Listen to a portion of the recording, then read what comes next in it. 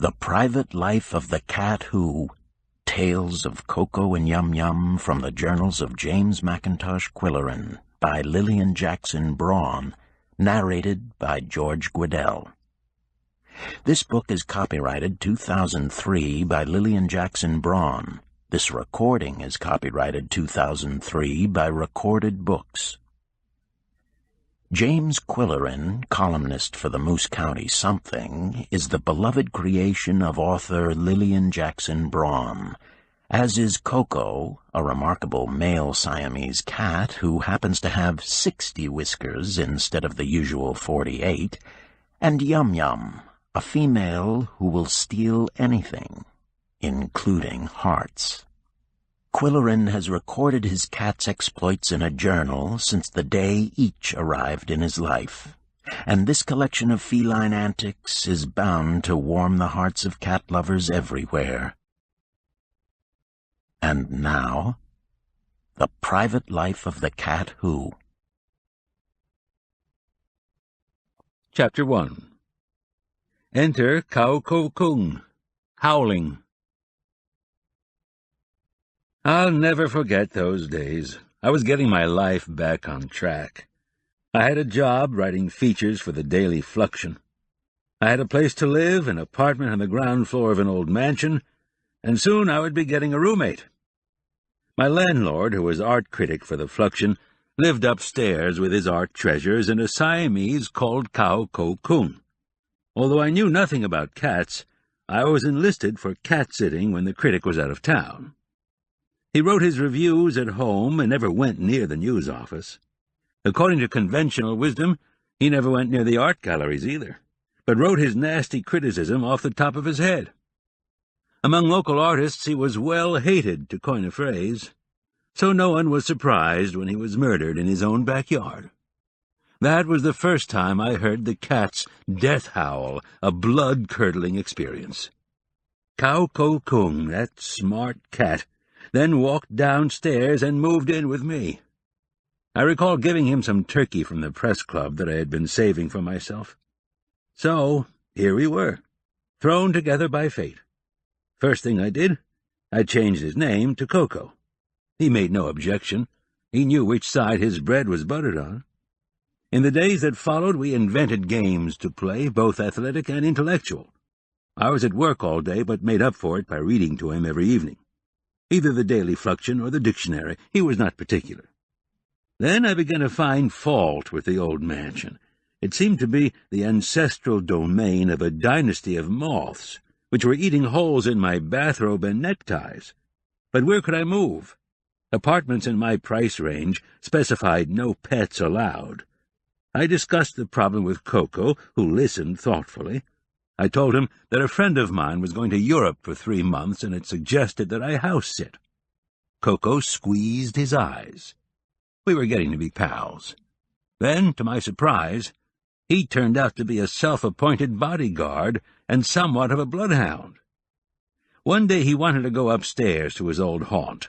The murdered man's treasures had been removed, but I had a key to the apartment and the supply of cat litter. But that cat seemed to have his own urgent reason. He ran up and down the stairs ahead of me in anticipation. Sure enough, there was a large tapestry still hanging in a hallway, and Koko was determined to paw his way behind it. When I went to his assistance, I discovered a door back there which the landlord had found it advisable to conceal. It led downstairs to a small ground-floor apartment in the rear of the building, and was filled with clues to the recent crime. It had been used as an artist's studio, and still had an odor of turpentine. Just as I was snooping around in amazement, and Koko was getting some kind of catly high from the paintbrushes, I heard a key turn in the rear door leading to the backyard, and a big man walked in. For a moment, we were both frozen in surprise. Then he looked about wildly, grabbed a palette knife, and came at me. Before I could find a chair to swing at him, Koko threw a cat fit. The room seemed filled with snarling animals, attacking him from all sides with claws extended. I was able to clobber the guy, and we left him on the floor while we called the police. Koko spent the next few hours licking his claws. I was glad to move into my friend's posh apartment on the 15th floor of the villa veranda. Koko seemed happy, too. I think he liked the view.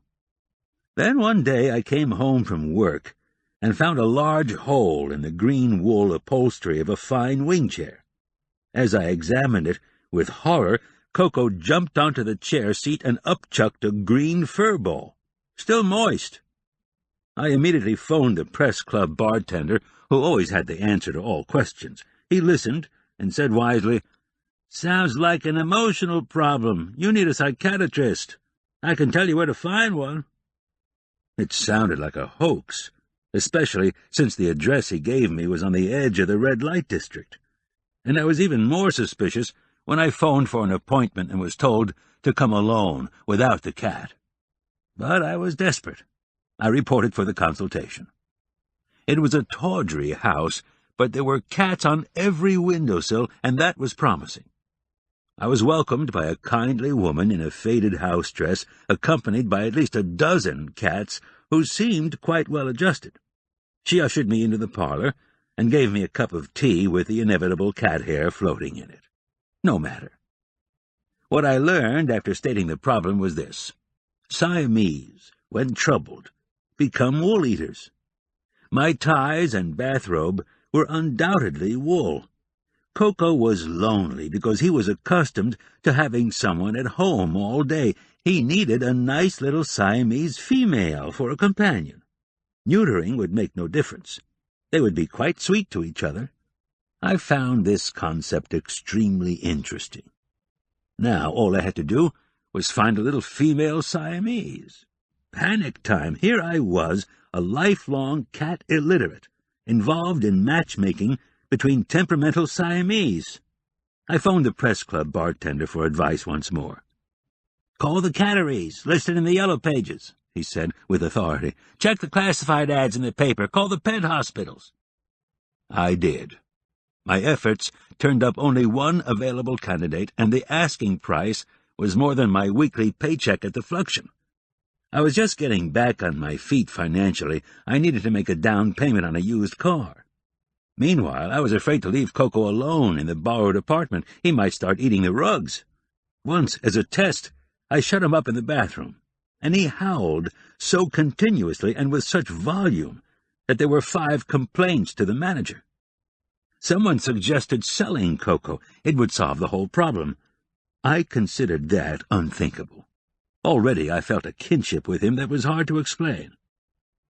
I'll never forget the frantic search for a companion who would stop Koko from eating wool. Chapter 2. Enter Yum Yum, shrieking.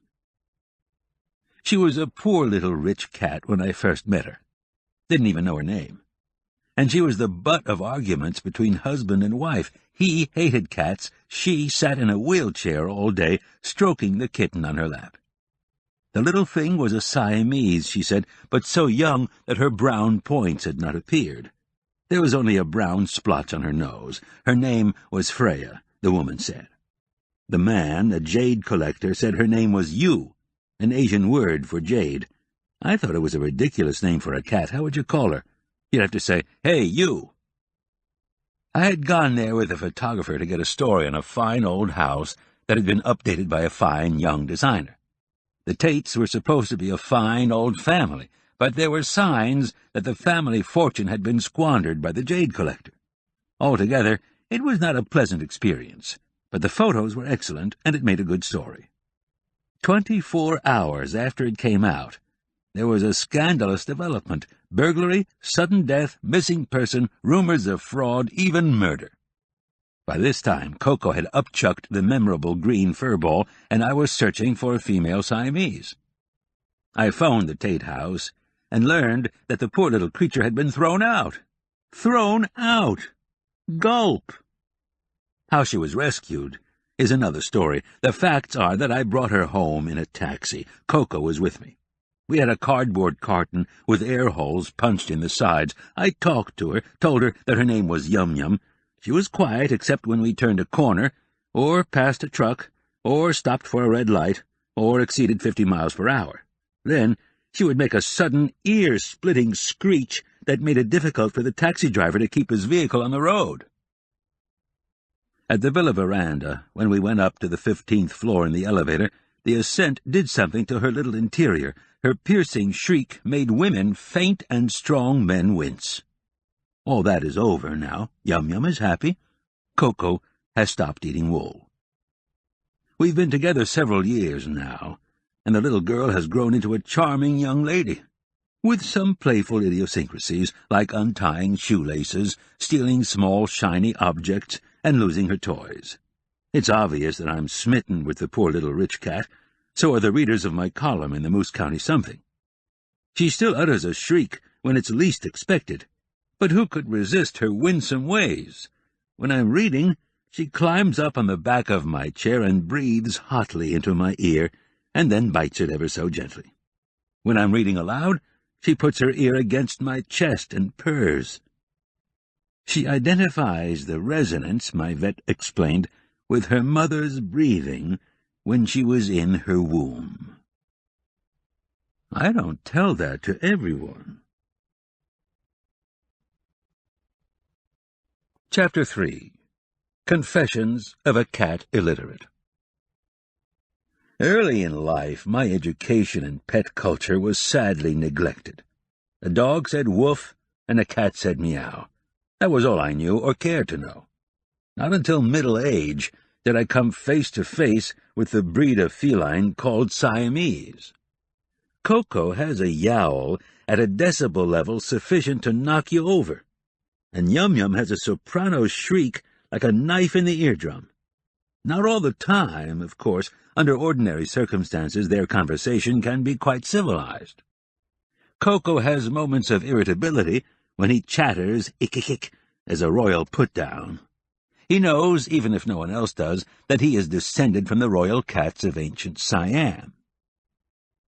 Yum Yum's vocabulary was limited to a timid when she first came to live with us. Her role as lap cat for an invalid had dictated a certain sick-room reserve. Eventually she learned yow from Koko, a fine all-purpose syllable that lends itself to a variety of meanings. The knife-like eek is her own idea.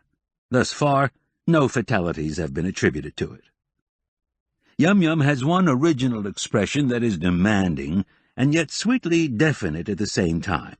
According to women friends, its onset coincided with the feminist movement. Yum Yum says, meow. Chapter 4. The Cat Who Had 60 Whiskers. From the very beginning, I knew Koko was a remarkable cat, but his gifts continue to amaze me and mystify me. Then I read somewhere that cats have 48 whiskers, including those feelers above the eyes that I call eyebrows. When I convinced that little devil to let me count his whiskers, I came up with a total of 60. My journalist's skepticism demanded a recount. 60! Most cats, I'm told, are nervous before a violent storm, and they're being used to predict earthquakes. We have no earthquakes in this area, but Koko has a tantrum before a storm. What's more, he is visibly disturbed when an intruder is approaching. He lets me know several seconds in advance when the phone is about to ring, and whether to expect friend or foe. How does he know? One more puzzlement. He senses right from wrong, not only when a faucet is dripping or the light has been left on in the broom closet. That little four-legged psychic knows good from evil. These are facts I have confided to only 2 or 3 persons, knowing that my close friends would decide I was cracking up. How Koko conveys his information seems too far-fetched to believe and really must be attributed to coincidence. He licks glossy photographs, pushes books off the shelf, and swipes small objects with bold impudence. Whenever this occurs, his bizarre action steers my mind in a certain direction. Since I often have my own suspicions, it's possible to put 2 and 2 together. My source of personal hunches, strangely, is a tremor on the upper lip, causing me to pound my mustache. I've been kidded about my overgrown mustache for years, and it has become part of my persona. Now I wonder if it helps me tune into Koko's extrasensory perception. I'm serious. Koko's 60 whiskers may be the catly equivalent of the optic fibers that carry information in today's digital world. Koko Kung has ESP, and a higher IQ than you and me. He loafs all day and has a devious way of getting his gourmet meals for free. Chapter 5. Yum Yum, the Paw. Everyone admires Koko, but everyone loves Yum Yum. She's so dainty, so kittenish, so sweet. But don't be fooled. She has a mind of her own and a talent for larceny. You see, she has this lightning-quick paw that darts out silently and pilfers some small shiny object. Over a period of time, her loot has included a silver pen, a gold watch, a guest's lipstick, a silver cigarette lighter, and another guest's left earring pulled off when she used the phone and found under the sofa several weeks later. The police chief visits us occasionally, and Yum Yum has designs on his badge, but contents herself by untying his shoelaces. She stole my toothbrush twice before I learned to keep it under lock and key. She is fascinated by brushes, including the one on my upper lip. The famous paw reaches out and touches my mustache with wonder, this when I'm in my lounge chair and she's perched on my chest. Speaking of toothbrushes, I recall an incident one winter, when we were living in Junktown, a street of Victorian townhouses occupied by antique shops, with studio apartments upstairs. I was writing a series on Junktown and rented a second-floor rear for a few months. It had been owned by a famous editor and abolitionist in the 19th century. The cats were fascinated by the pigeons in the backyard. I was fascinated by the extensive bookshelves and quantity of old books. One day, a toothbrush, not mine, appeared in the middle of the floor. Yum Yum looked guilty but refused to answer questions. I threw the toothbrush away. A few days later, I was visiting my neighbor in second-floor front when I noticed a red feather on the carpet. It was my feather. It had recently disappeared from the brim of my tweed pork pie. You see, in the 19th century, the house had been part of the Underground Railroad, harboring runaway slaves. There was a tunnel concealed in the bookcases, and Yum Yum had sneaked through, exchanging my feather for my neighbor's toothbrush. Now Yum Yum amuses herself by stealing one of my socks, wrestling with it, beating it up, then losing it. I have a drawer full of socks without mates. If I throw them out, the missing ones will suddenly appear. But I can think of one act of heroism for which her famous paw must be given credit. We were spending some time at the beach, and a hummingbird flew smack into a porch screen, getting its long, slender bill caught in the mesh. Yum Yum, huddled on a porch table, calmly stood on her hind legs and gave the trapped bill a whack with her paw. The bird flew away, and she went back to dreaming about silver thimbles and toothbrushes. Chapter 6. Koko and the Siamese Rope Trick. This happened after the great jade robbery, following my feature on the Tate Mansion. In the Fluxion Photo Lab, the pundits who claimed to have the inside dirt on everything maintained that there was no robbery. It was a hoax engineered by Tate himself in order to collect on his insurance and embarrass the Daily Fluxion. Tate had family connections with our competitor and a long-time grudge against the Flux. The photographer who had worked on the assignment with me had an idea. He knew I was going to pick up the Tate's cat. He would give me a set of prints, close-ups of the jades and shots of the house interior. It would be a friendly gesture and would give me a chance to snoop a little. I was going solely to pick up the cat and was taking Koko to help ease the transition. The photos were handsome shots, printed 11 by 14 with bleeding edges.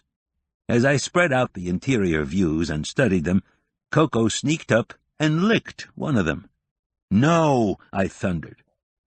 It was probably the only time in his life that he had been scolded. He glared at me and then left the room in what might be called high dudgeon. The photo he blistered with his saliva was a shot of a brake front that had been in the Tate family for generations. The detail was excellent, the grain of the wood, the lead mullions of the glass doors, and even the hairline shadows where the wood was joined. I could only hope that Tate wouldn't notice the blistered photo. I apologized to Koko, buckled him into his harness, and attached the length of rope that would have to serve as a leash until I could buy one. Then I hailed a taxi. At the Tate house, I told the driver to wait. He said, "You with the flux? I recognize the mustache." Cab drivers feel a camaraderie with newsmen. To make a long story short, Tate was overjoyed. As soon as he left to get the kitten, I set Koko down on the floor and played out the rope as he walked directly to the heirloom brake front and sniffed the hairline crack that had shown up in the photo. It was in the side of the large cabinet. I touched the crack, and the section opened. Before I could identify the contents of the secret compartment, Tate was coming at me with a jade harpoon. Next thing I knew, he was on the floor, unable to move.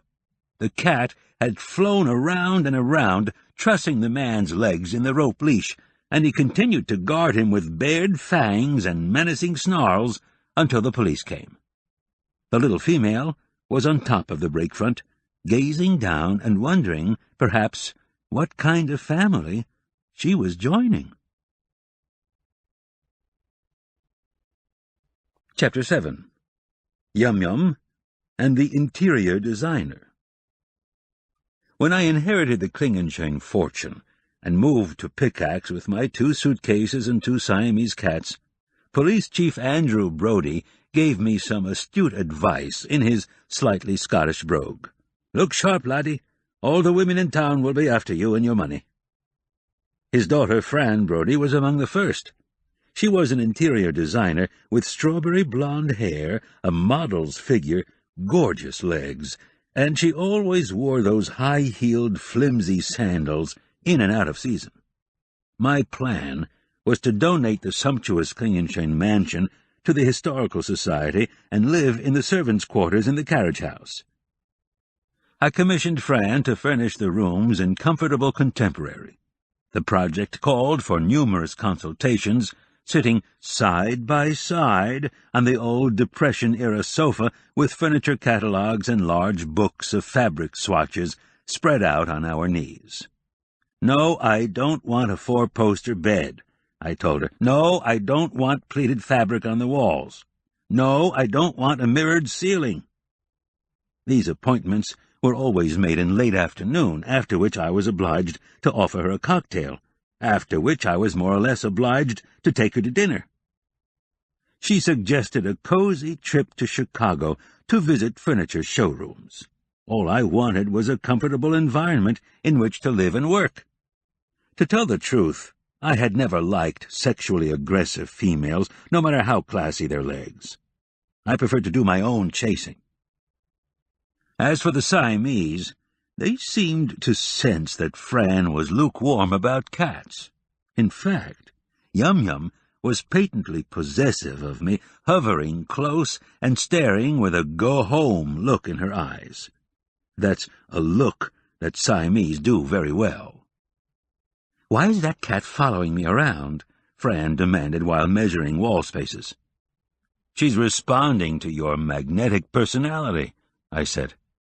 "Have you thought of a way to display my antique Macintosh crest?" It was currently leaning against the wall of the foyer, a round ornament of wrought iron 1 yard in diameter. "It's out of scale, you know, but it might be possible to use it as camouflage for that big ugly radiator." A few days later I came home in late afternoon and saw Fran's car in the parking lot. She had a key to the apartment and sometimes dropped in to take measurements or work on floor plans. Walking up the narrow stairs, I noticed that the Macintosh crest was no longer leaning against the wall. Good, that meant she had found a way to display it. "Hello," I shouted. But there was no reply. In the living room, the crest was lying in the middle of the floor, and 2 cats were huddled over it in attitudes of troubled concern. "What happened? Where is she?" I demanded. Then I noticed a red light on the answering machine. "This is Fran. Call me at home." "Oh, Quill, you'll never guess what happened. I had an idea for the Macintosh crest and was taking it over to the radiator to see how it looked." "You didn't try to lift that thing," I interrupted. "No, I was rolling it like a hoop, and I stepped on a cat's tail. There was such a hair-raising screech that I rolled the crest over my foot." "I hope you weren't hurt." "Hurt? It broke 3 toes. A police car took me to the hospital, so we'll have to call off the Chicago trip." I was much relieved. I had no desire to traipse through furniture showrooms in Chicago. I said, "Which one of you rascals caused the accident?" Koko looked noncommittal. Yum Yum was licking her paw and washing her face. Chapter 8. Koko and the Rum-Tum-Tugger Syndrome. In Old Possum's Book of Practical Cats, the author, T.S. Eliot, talks about a cat named Rum-Tum-Tugger. "For he will do as he do, and there's no doing anything about it." I wish to go on record as saying that Kau-Ko-Kung is Rum-Tum-Tugger II. I knew from the beginning that he had his own ideas, but it was not until the episode of the pork liver cupcakes that I could definitely accuse him of Rum-Tum-Tuggerism. A friend of ours, Hicksy Rice, nice girl but a little wacky, knew a chef who wanted to develop a line of frozen foods for fussy felines. To promote it, Hicksy envisioned a video in which Koko would endorse the product. At the time, we were living in the old Klingenschein mansion with its crystal chandeliers, grand staircase, and K monogram on everything monogrammable.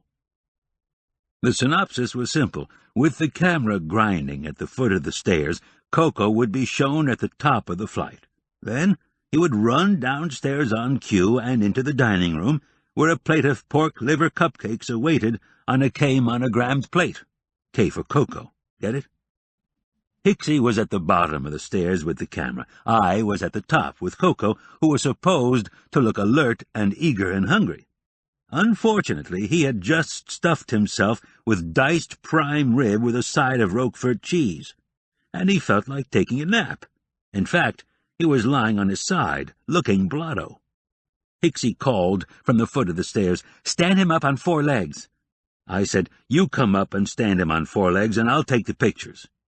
With some changes in the scenario and a gentle shove to his rear end, he flew down the stairs and over the head of the photographer.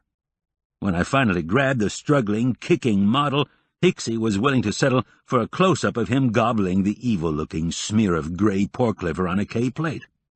Koko took one look at it and bushed his tail, looking at the camera with ears back, nose wrinkled, and fangs bared in an expression of utter revulsion. End of publicity shoot. Over the years, I've come to the conclusion that Koko considers picture-taking an invasion of his privacy. He's so handsome, though, that I can't be blamed for wanting a portrait, yet even John Bushland, a professional of the highest order, was unable to shoot Rum-Tum-Tugger. Despite several attempts, using all the tricks of the trade, Bushy has still been unsuccessful. "I haven't given up," he said. "One of these days I'll get that little devil." That's what he thinks. Koko is a Rum-Tum-Tugger. Yum Yum, yes. Koko, no. Bushy, as we all call him, said one day that he'd like to photograph Koko and Yum Yum for a cat calendar. He suggested that I take them to his studio in Lockmaster. I didn't want to discourage him, so I agreed, and we drove down there on a Saturday morning. The cats were on the back seat in their usual travel coupe, with a cushion and a door at one end. I could tell by the way they both huddled at the back of the coupe that they knew some dire experience was in store for them. I talked reassuringly to them as I drove, but I could feel the bad vibes coming my way. I had suggested to Bushy that we keep our voices low and leave them in their carrier while we had a cup of coffee and talked about the weather. This we did. Then, making sure to close both exit doors, we casually opened the carrier door and had another cup of coffee. The cats remained on their cushion. After a while, I said, "You get your camera ready, and I'll casually draw one out. The other will follow. The whole idea is to stay calm." They were both crammed together at the rear of the conveyance, but I reached in and got a handful of fur. It was Koko bracing himself against the sides of the carrier. He had the strength of an iron vise. No way was that cat going to go through that small door. "How are you doing?" Bushy asked quietly. "Batting 0, I said under my breath. I and Koko were both very quiet and unruffled. He didn't protest, just braced himself against the sides of the opening. "He doesn't wanna, and he ain't gonna," I said. "Leave him alone and leave the door open. We'll have another cup of coffee," Bushy said. "He'll saunter out of his own accord." We drank a lot of the brew that morning and discussed every topic in the news, but Koko never sauntered out. He was doing his rum-tum Tugger act. And as T.S. Eliot said, there's no doing anything about it. Chapter 9. Cats. Who can understand them? When Koko and Yum Yum came to live with me, I was a novice about cat care. No one had told me how to be personal valet, gourmet caterer, and wise parent to a pair of pampered Siamese. Perhaps pampered is the wrong word. What I mean to say, they had definite opinions of their own on every matter that came to the fore. Vitamin pills, for example. No one at the pet shop told me how to administer the formidable tablets. I consulted my neighbor, Rosemary Whiting, who had raised, successfully, cats, dogs, and children. "Simple," she said. "I'll demonstrate." First, I learned, you catch the cat, who has become an expert at mind-reading. Rosemary knelt on the floor of the kitchenette with Koko between her knees. "The secret is, stay calm," she said. "Tell him he's a good kitty. Stroke his fur. Gradually circle his head with your left hand, applying pressure to the hinge of the jaw. His mouth opens. You pop the pill down his gullet, gently grasp his jaw to close his mouth, while stroking his throat until he gulps. Success." Koko had been cooperative and stayed between Rosemary's knees as if waiting for another pill. "It's all in knowing how," she said. "Stay calm, and the cat will relax." At that point, Koko gulped again and deposited the pill on the floor, damp, but otherwise intact. "Oops," she said. "He's relaxed, all right," I commented. "No problem. We'll repeat the process, and it'll stay down. He'll get the idea." She was right. The pill stayed down for a couple of minutes. Then Koko heaved a convulsive burp and shot the pill into the adjoining living area, where it disappeared among the seat cushions. See what I mean? Next, someone who seemed to know advised me to have Koko's teeth cleaned, saying that Siamese required dental prophylaxis oftener than other breeds. I made an appointment at the pet clinic. Koko made no protest. He had been to the vet before and actually purred when his temperature was being taken. He seemed quite at home on the examination table until a firm hand forced his mouth open. Then, before the good doctor could assess the situation, Koko galvanized into a missile of catly energy. An assistant reached for the flailing legs. I yelled, "Koko!" and grabbed his lashing tail, but he turned inside out and somehow landed on top of an 8-foot cabinet, from which he glared down at his pursuers and uttered a tirade of Siamese curses. Anyone who has not been cussed out by an angry Siamese doesn't know what profanity is all about. Oh, yes, he jumped down after being ignored for a few minutes. He jumped down to the examination table and opened his mouth. See what I mean?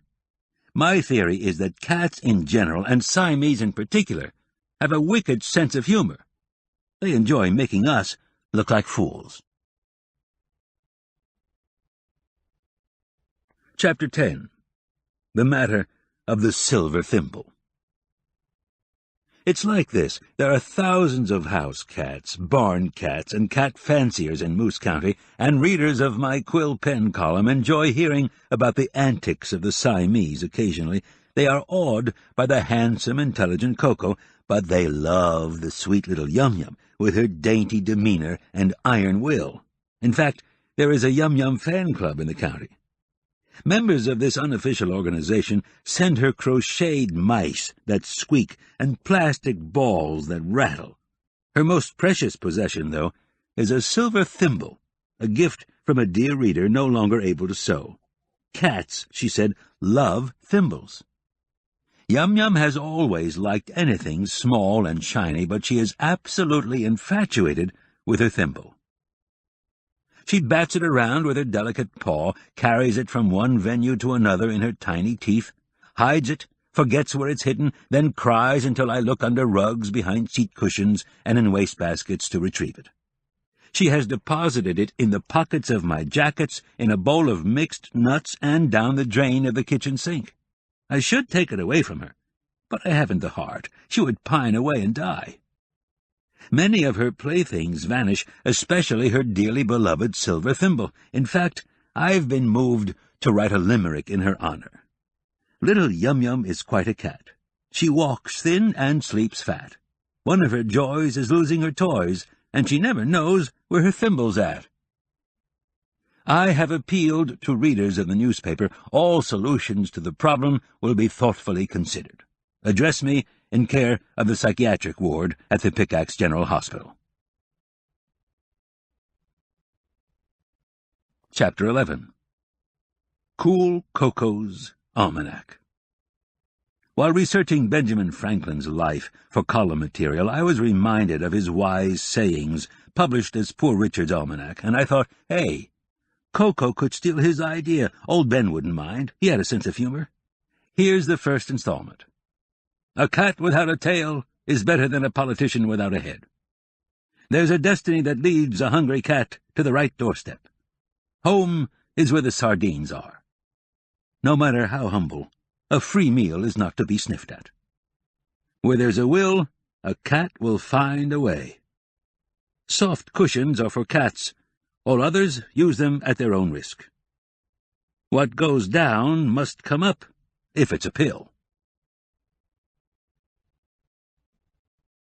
Chapter 12. Why do cats do what they do? When I started writing the quill pen column for the Moose County Something, I envisioned a forum for ideas, book reviews, personality stories, and information on local occupations and hobbies. In a weak moment I happened to mention that I shared my domicile with 2 Siamese cats. Cat fanciers all over the county responded with newsworthy tales of their own feline housemates. Moose County, I swear, has more cats per capita than any other county in the U.S. Readers asked questions about Koko and Yum Yum, wrote letters to Koko and Yum Yum, and otherwise developed a chummy rapport. Reader participation is always welcomed by small-town newspapers, but we had almost more than we wanted. Wherever I went, strangers shouted, "Hi, Mr. Q. How's Koko? Did Yum Yum find her thimble?" Thought-provoking topics were suggested for discussion. Why do cats do what they do? Do cats have a sense of humor?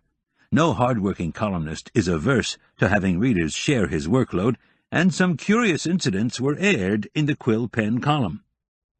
About Toulouse.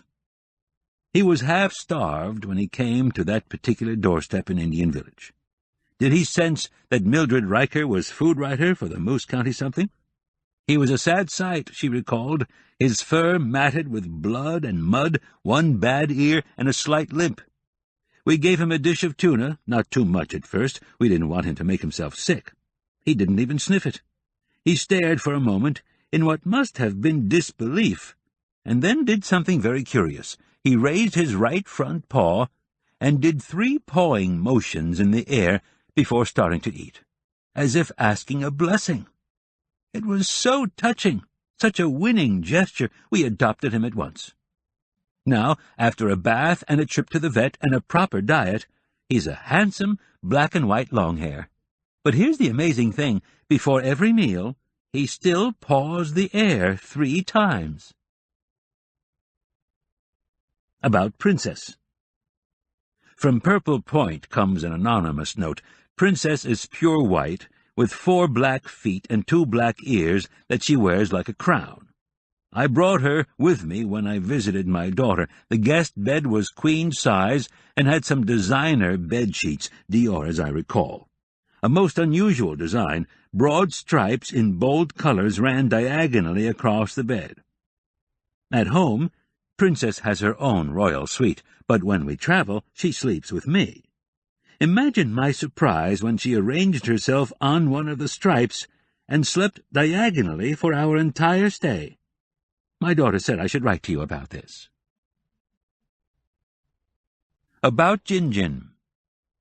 While visiting a friend in Paris, I met her cat, Jinjin, a charming Siamese, who presented me with a green feather when we were introduced. It was an obvious compliment because the feather was his favorite possession. We shared it during my stay. He was always busy with it, carrying it around, putting it in some special place, guarding it, letting me have it for a brief while, a most engaging ritual. But after I returned home, my friend wrote to say that Jinjin had lost his feather. He was distraught. The apartment had been turned upside down in search of the feather. No luck. Friends brought other feathers in other colors. Jinjin wanted his own green feather. How to explain this? What to do? My advice? Consult a psychiatrist. I presume there would be one in Paris. Chapter 13. Do Cats Have a Sense of Humor?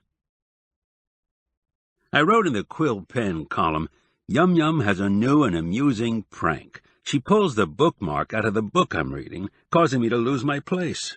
Very funny. Someday she'll learn how to put it back in the wrong place, and that'll be a real boffo.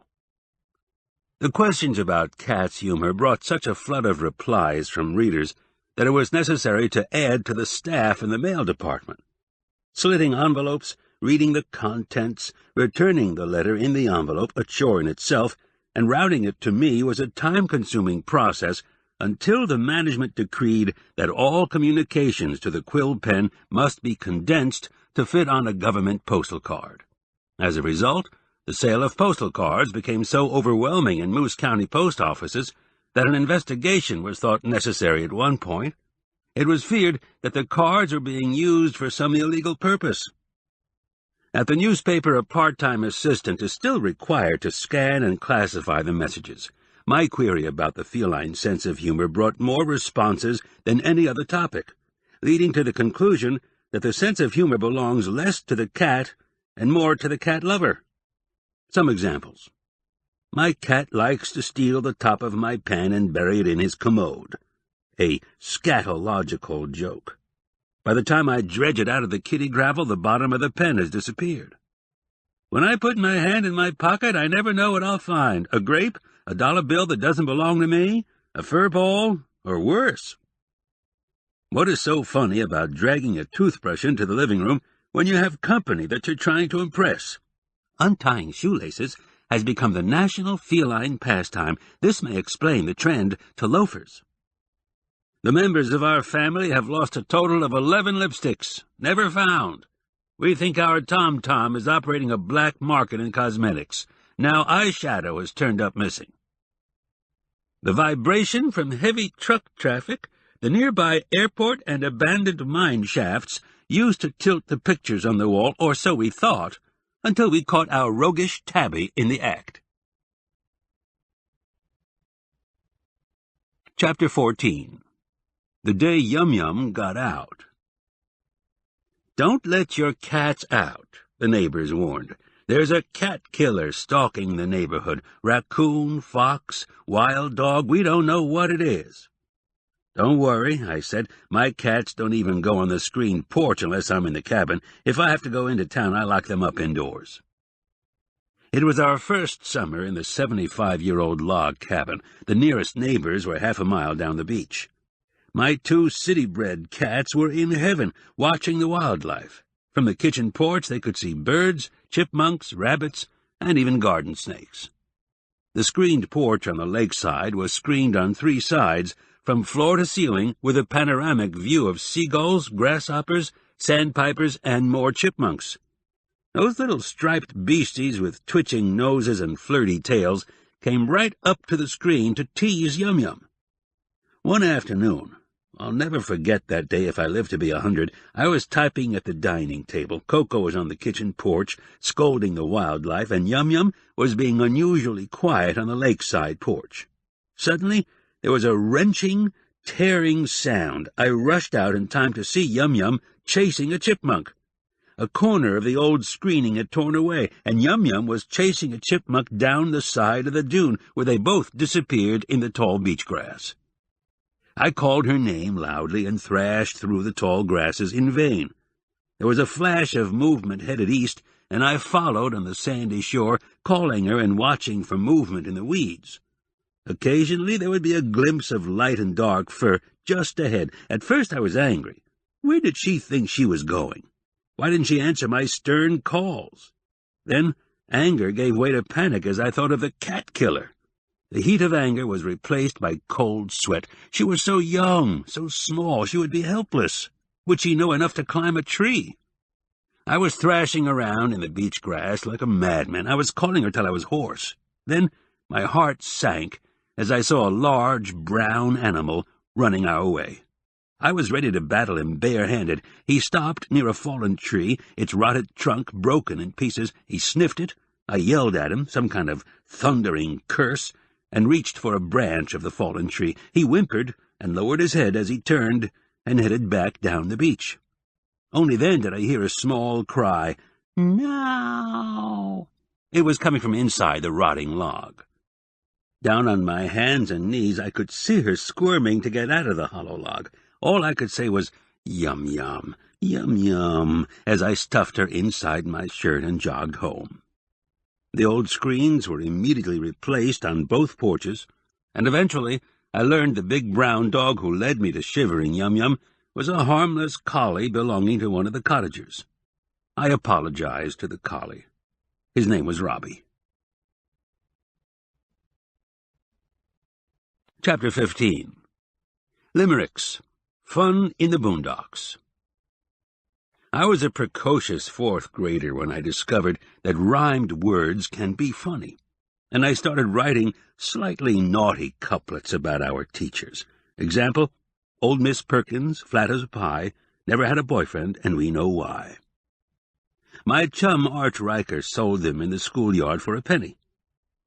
Unfortunately, our enterprise was short-lived. Now, several decades later, I entertain myself by writing limericks, and encouraging others to do so. Anyone can write a limerick is my slogan, and the good folk of Moose County have become writers of rhymed jingles with the traditional 5 lines in AABBA rhyme scheme. The best limericks focus on a person or a place.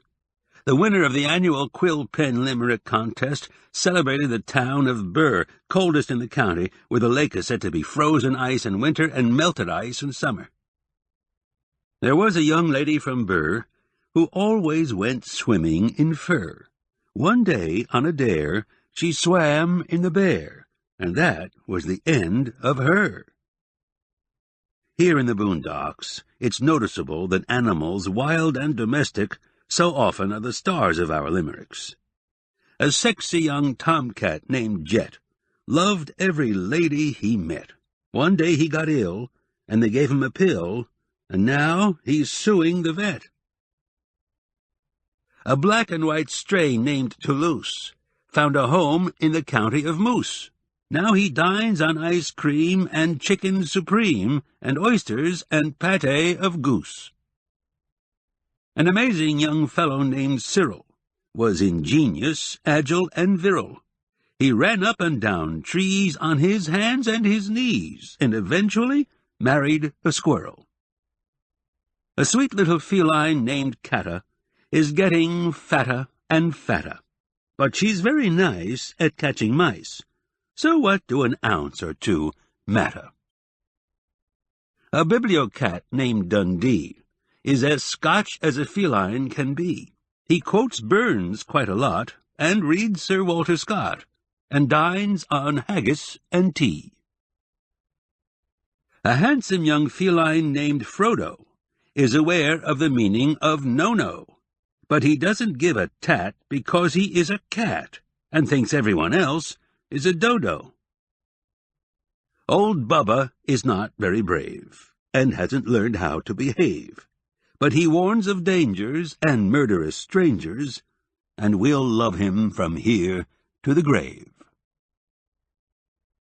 A live-in charmer, Miss Kitty, is blue-eyed and loving and pretty. Chasing to and fro, she never says no. She's a cat, not a girl. What a pity. Chapter 16. Cool Koko also says, dumb animals know more about humans than dumb humans know about animals. When the man's away, the cats will play. Ring out, wild bells, here comes the dog-catcher. A penny saved isn't worth a sniff of catnip these days. A dog by any other name would smell like a dog. Half a dish of cream is better than none. A cat can look at a king and doesn't have to lick his boots. Bite not, lest ye be bitten. Chapter 17. The Fine Art of Naming Cats. What's your cat's name? Ask that question and brighten someone's day. People seem to enjoy telling the names of their pets and how they came together. They'll say, her name is Snowball. A dear friend in Florida had a litter of kittens and wanted me to have one for old time's sake.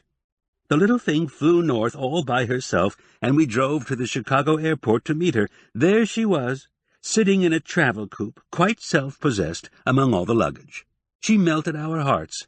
Her name on the coupe was Sunshine, but we thought Snowball was more appropriate. She didn't mind. Or they'll say, his name is Pasha. When we found him, he was an abandoned kitten, stuck in a drainpipe and crying his eyes out. At first we called him Little Devil because he was so naughty, but he grew into a lordly member of the family, and we call him Pasha. There are scores of reasons for naming cats. I know a cat in Japan called Mr. Jones, and a cat in Kansas named Hiroshi. I also know a Siamese who was named Bootsy when he was a kitten because of his little brown feet. When he grew up to be a handsome adult, he appeared to have an emotional problem. He was shy and disagreeable with outsiders. When renamed Brutus, he developed a whole new personality, sophisticated, forthright, and obviously the head of the household.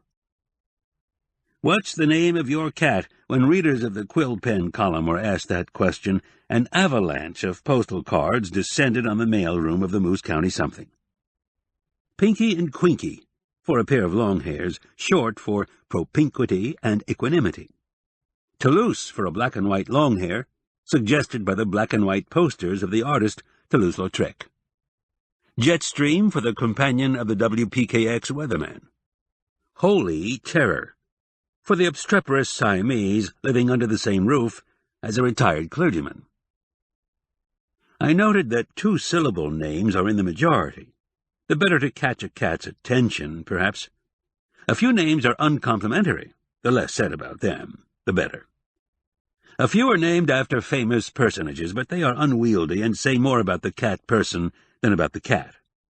I find nothing catly about Socrates or Babe Ruth, nor do I approve of calling a cat George or Pauline. The largest category of cat names submitted by readers were those connected with food. They amused the humans without offending the pets. Peaches, pumpkin, jelly bean, ginger, pepper, strudel, and popcorn. But he's your cat, and if you want to call him George, after your grandfather, it'll be okay with him, as long as you feed him well. Chapter 18. Yum Yum and the Queen-Size Bed. I'll never forget the trick a delicate little 7-pound cat played on two healthy adult males at the Nutcracker Inn. It had to do with her uncanny sense of spatial relationships. At home, she liked to sit on top of a 7-foot cabinet and watch the scene below without getting involved. She would stand in front of it, look up, crouch, then rise to the top in a fluid leap propelled by her incredible hind legs. She never fell short and never overshot the mark. When I had a visitor, Yum Yum would walk into the room just enough to make her presence felt. She liked compliments, but not close enough to be grabbed. Scientists say a cat gauges how far a human can lunge, adjusting for the individual's height and arm length. One summer, I took the Siamese to the Nutcracker Inn for a short vacation. We asked for a cabin near the creek, but it had not been vacated, so they gave us a room in the tower, temporarily. When it was time to move to the cabin, the porter came up to help with the luggage. Koko jumped into the carrier, ready to go, but Yum Yum never likes a change of address. She disappeared under the bed. Lying flat on the floor, I tried to grab her, but it was a queen-size bed, and she was positioned under the exact center beyond reach. "No problem," said the porter. "The bed's on rollers. I'll pull it to one side and you grab her." He pulled, and I grabbed. But Yum Yum moved with the bed, staying under its exact center. He quickly rolled it back into place, and Yum Yum just as quickly stayed in dead center. "Ignore her," I said. "Start taking the luggage out." Immediately, Yum Yum wriggled out of her hiding place and jumped into the carrier with Koko. That's what I mean about cats. They're always trying to make fools of us humans. Chapter 19. Koko's Unique Social Graces.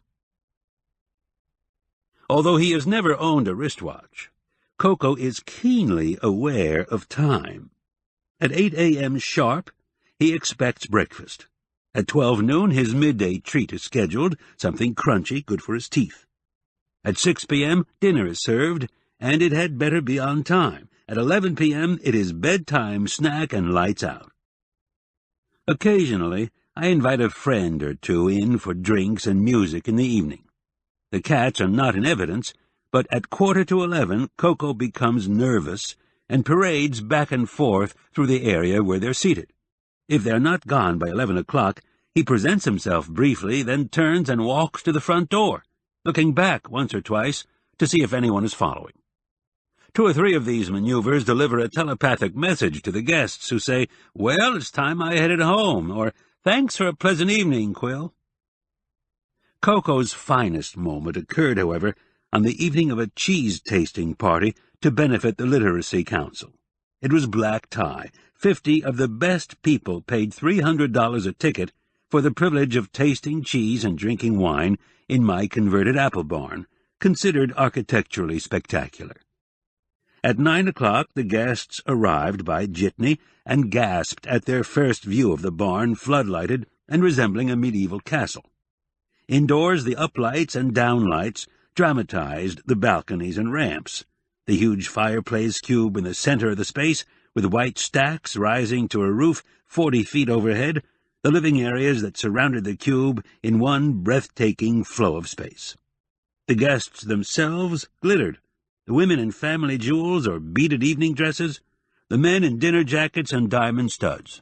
They drank amber punch and sampled cheeses from all over the world. Their small talk was witty.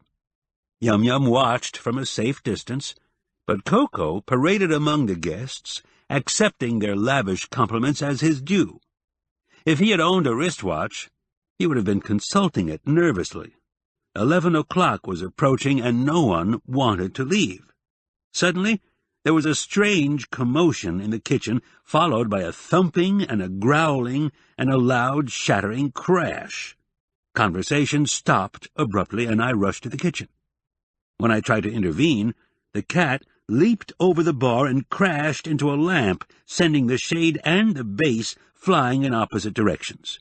Women screamed, and men yelled as Koko zipped around the fireplace cube and headed for the cheese table, scattering platters of cheese before leaping to the punch table and knocking over the lighted candles. "Fire!" someone yelled. "Grab him!" 3 men tore after the mad cat as he streaked around the fireplace cube with fur flying. They bumped into furniture and each other.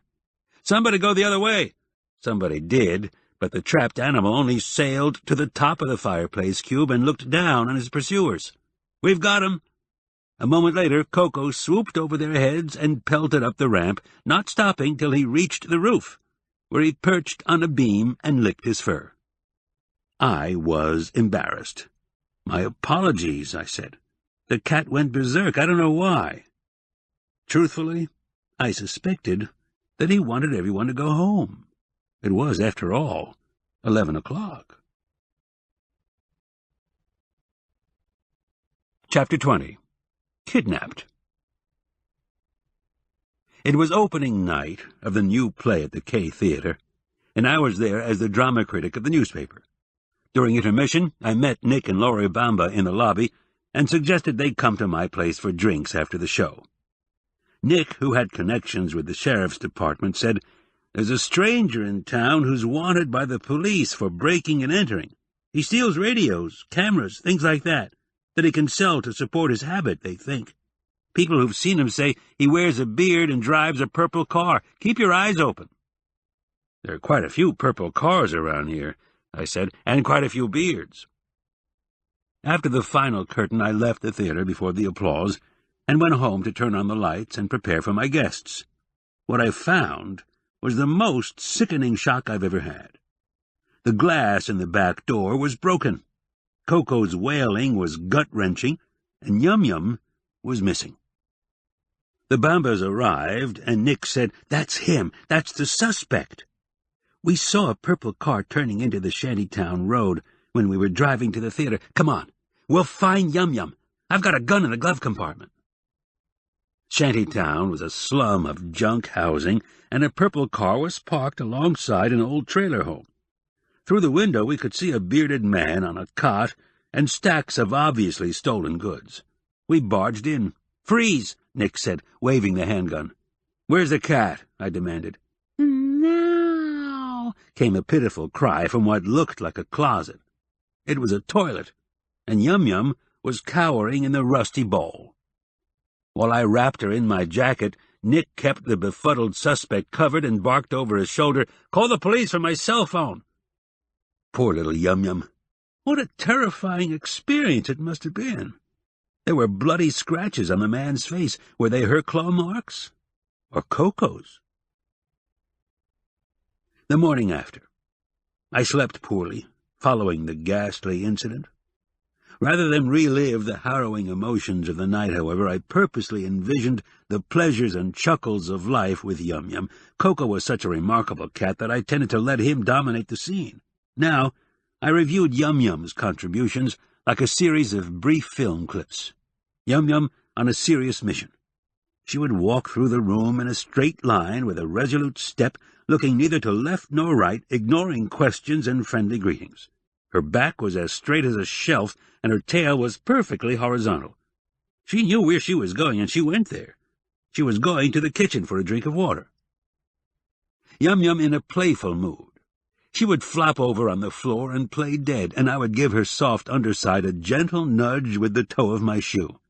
Instantly, she would galvanize into fierce action, coiling around my shoe, grabbing my ankle with her forelegs, and kicking with her hind legs. It was her favorite game. Yum Yum being amiable. She had several lovable tricks above and beyond the rubbing of ankles and soulful stares, the little hoyden. She would snuggle close to my rib cage when I read aloud, purring at the vibrations. She would reach up with a paw and touch my mustache and wonder.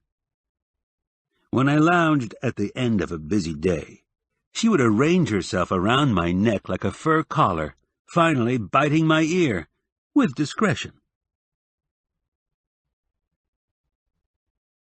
Chapter 21. More cool Kokoisms.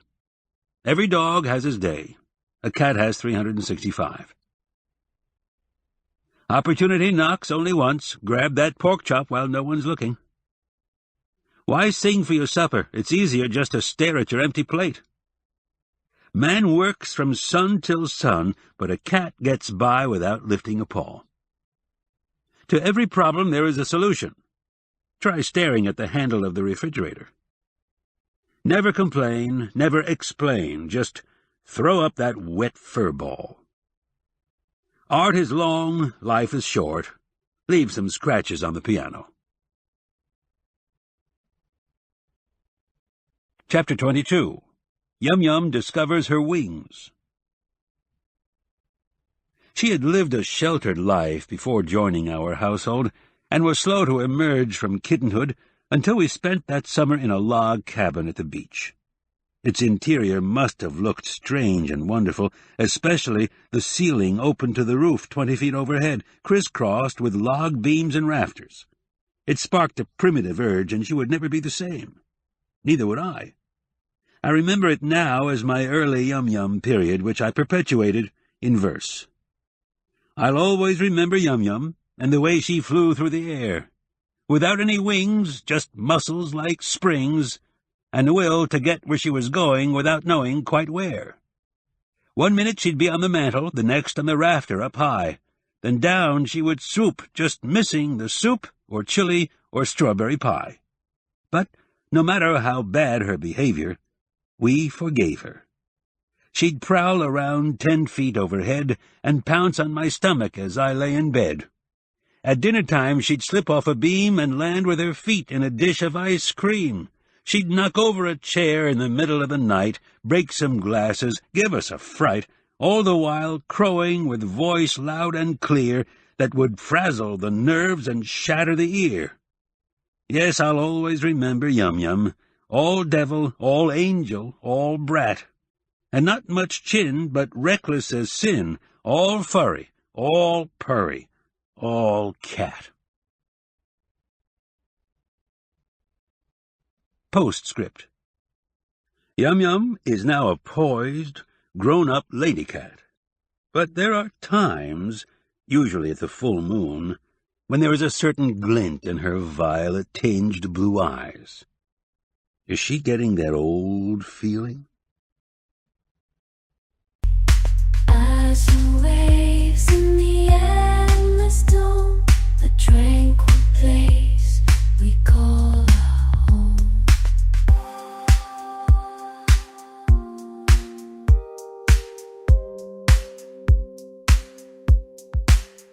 Sapphire skies in the sun's bright rays, glistening gems in the daylight's place, endless blue where hopes arise, arise. Sapphire skies in our eyes. Beneath the canopy so vast and grand, we walk through life hand in hand in the purest blue. The end. You've been listening to The Private Life of the Cat Who, Tales of Koko and Yum Yum from the Journals of James McIntosh Qwilleran, by Lilian Braun, narrated by George Guidall.